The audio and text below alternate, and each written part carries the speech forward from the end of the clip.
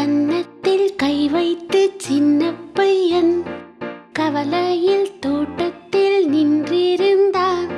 கவலையை விட்டு உழைத்திடு, நாளை பொன்னாளாகும் என்றேன் நான்.